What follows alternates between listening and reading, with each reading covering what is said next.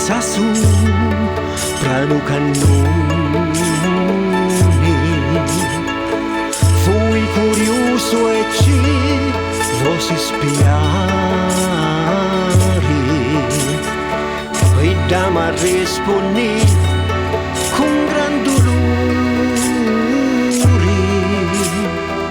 morire senza un tocco di campane.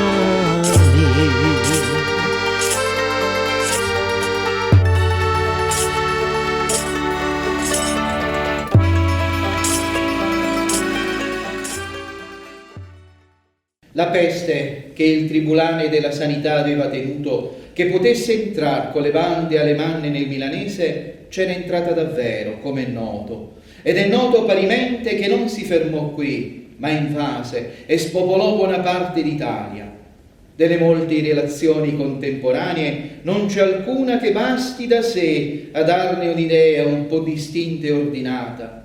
In tutte poi regna una strana confusione di tempi e di cose, e un continuo andare e venire, come all'avventura, senza disegno generale, senza disegno né particolari. Paesi chiusi da cancelli alle entrature, altri quasi deserti, e gli abitanti scappati e attendati alla campagna o dispersi. E ci pareva tante creature selvatiche, dice il ministro della sanità, portando in mano chi l'erba menta, chi la ruta, chi il rosmarino e chi un'ampolla d'aceto. Si informarono del numero dei morti, era spaventevole. Visitarono infermi e cadaveri e per tutto trovarono le brutte e terribili marche della pestilenza.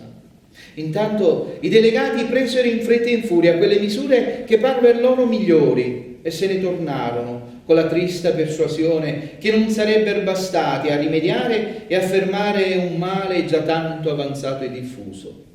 La peste era già entrata in Milano, prima nel borgo di Porta Orientale, poi in ogni quartiere della città, a farsi frequenti le malattie, le morti con accidenti strani di spasimi, di palpitazioni, di letargo, di delirio, con quelle insigne funeste, di lividi e di buboni. Morti per lo più celeri, violente, non di rado repentine, senza alcun indizio antecedente di malattia. I medici, opposti alle opinioni del contagio, non volendo ora confessare ciò che avevano deriso e dovendo pur dare un nome generico alla nuova malattia, divenuta troppo comune e troppo palese per andarne senza, trovarono quello di febbri maligne, di febbri pestilenti. Miserabile transazione, anzi, trufferia di parole, e che pur faceva gran danno, perché, figurando di riconoscere la verità, riusciva a non lasciare credere ciò che più importava di credere, di vedere che il male s'attaccava per mezzo del contatto.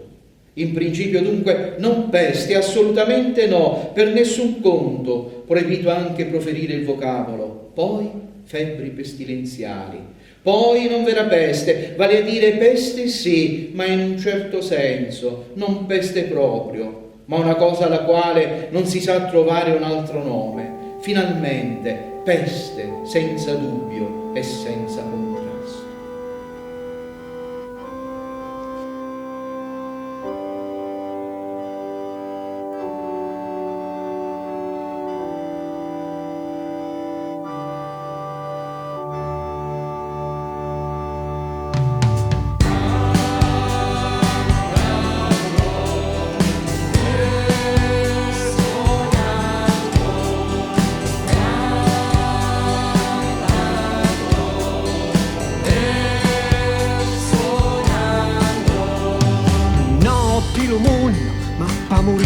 Ciman, come tanno no deserto, salva stupo pure letto. Ora madre mia, viemma pandemia, Gesù Cristo facci la razia, solo tu ci puoi salvare.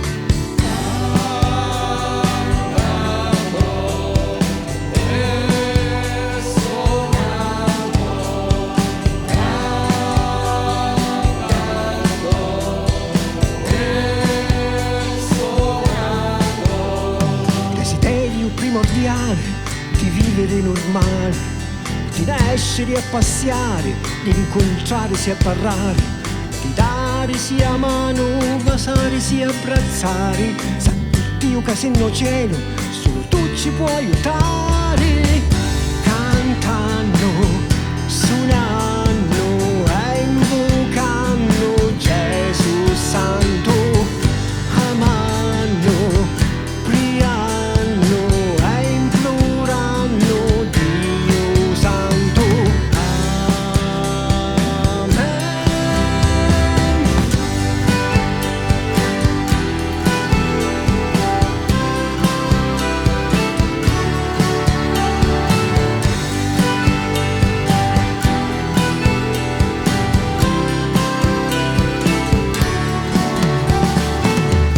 Cantando, suonando e invocando Gesù Santo, amando, pregando e implorando Dio Santo. Cantando, suonando, pregando Maria Santa. Cantando, suonando, invocando Gesù Santo. Cantando, suonando, implorando Dio Santo. Amen.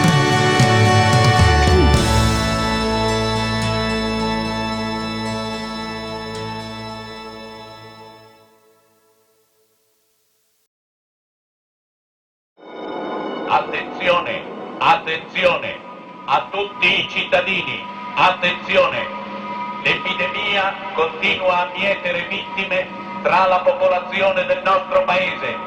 L'unico modo per combattere l'epidemia è la vaccinazione obbligatoria. Tutti i cittadini di tutte le età sono tenuti a presentarsi per la vaccinazione contro l'epidemia presso i centri appositamente istituiti dalla Croce Rossa per la campagna antiepidemica. Chi contravviene incorre nella... Ma un'altra cosa mi sorprende. Da quando la salute è diventata una questione sociale, l'individuo ha perso i suoi diritti su di essa. È la società a stabilire la malattia e la guarigione, ne definisce i limiti e le modalità. Con ciò il concetto di salute diventa l'unica malattia da cui non si guarisce. È questo concetto che deve essere estirpato. Bisogna lasciare che le grandi malattie eseguano la condanna che fu loro affidata, senza che la società si intrometta negli affari del destino. Come trovo scritto nel Corpus Hippocraticum, la medicina consiste nel togliere le sofferenze all'ammalato, diminuire la violenza delle malattie e rifiutarsi di curare coloro che sono sopraffatti dalla malattia. Grandiosi programmi di salute pubblica e di assistenza sanitaria proteggono invece la specie, in modo che l'umanità non scompaia. Io, che ho fatto voto di verità, ne traggo altre conseguenze. In realtà il concetto di salute è ormai un insano concetto politico. Mi richiama queste parole di un vecchio filosofo tedesco. Nella politica l'uomo è un mezzo, nel miglior caso un mezzo volto al proprio bene. Naturalmente da quando la salute diventò una questione politica tutti furono malati. Con la salute, con questo concetto di salute, si introdusse nel mondo la malattia e fu sancito che nemmeno la malattia, tutto sommato, riguardava il malato, ma concerneva le leggi e la società. La malattia divenne dunque qualcosa in cui non si esprimeva più il rapporto con il proprio destino, ma uno dei tanti rapporti con la società. L'ambizione della politica fu da allora quella di poter affermare l'origine sociale di ogni malattia e soprattutto la natura sociale della guarigione. La canaglia è afflitta da un senso di malattia perpetua, riverbero di una politica più che di una medicina, dove l'individuo è degradato a oggetto di cure. Tutto deve dimostrare che l'individuo è imperfetto e che quindi ha bisogno della politica. E ne avrà bisogno sempre. Corri dunque al tuo lettuccio, raccomanda la politica. Ma io do retta a un altro consiglio. Non sai che la malattia e la morte debbono sorprenderci mentre facciamo qualcosa?